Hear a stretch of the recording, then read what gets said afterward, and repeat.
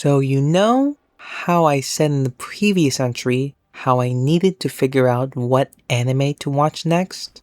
Well, I totally forgot that Garnt, aka Giguk, aka Grant, aka God, aka the Anime Zone, announced a while ago that he was going to do a watch along of some anime in all of its entirety, I think. Well, I happened to be in the right place and the right time, and since it's still deload week, I got free time, or at least more free time than usual. So, I, like many others in said watch along stream, watched the first season of Link Click. So, let's talk about it. Man, you might as well call this anime tension and suspense because my god, that erratic feeling of stress and anxiety was just constantly there throughout the entirety of the season. I still get echoes of those feelings even now, thinking about it. The strongest point in the anime is by far its utilization of the show, don't tell narrative device to a high level of effectiveness. The constant implications if Cheng doesn't follow Lu's instructions to the letter, the, for once, non-obnoxious use of flashbacks to the rules Lu had laid out repeatedly to Cheng in regards to changing the past, it's so good.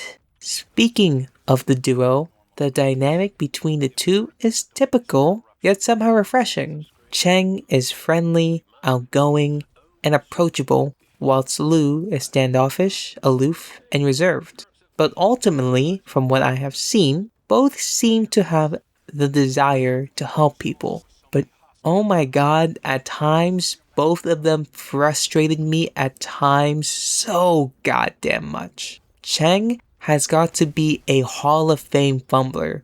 On God, he's so incredibly lucky at times to get these second chances. But Lu, the more sensible one of the two, why did you keep Emma's fate hidden from Cheng?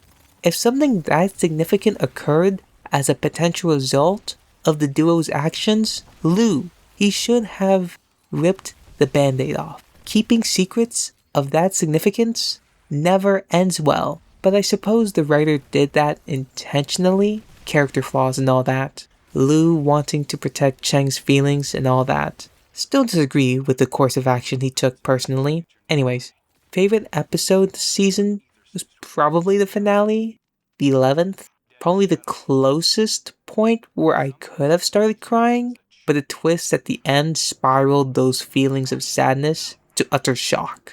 Overall, narrative and character writing was peak. Art and animation was effective, nothing to write home about, but it served its purpose as a vessel to tell this wonderful story. Rating Link Click, I'd give it an 8.4 out of 10.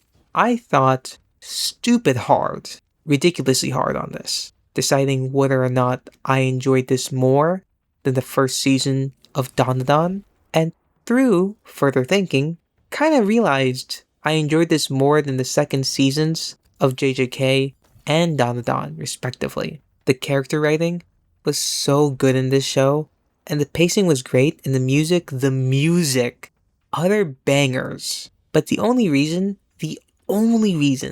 why this first season of Link Click is just a tad below the first season of Donghua is, to me, it didn't have that standout episode. The 11th was the closest, but to put it simply, for me, it didn't hit different.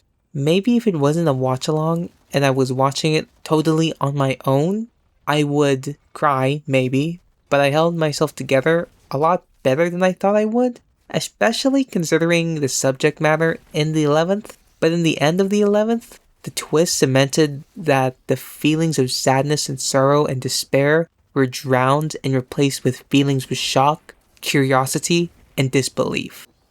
Things of note. Tomorrow might be the last chance I get to draw before the deload week ends. Don't know anymore, honestly. Aside that, nothing much. It's been 3 days since the last entry.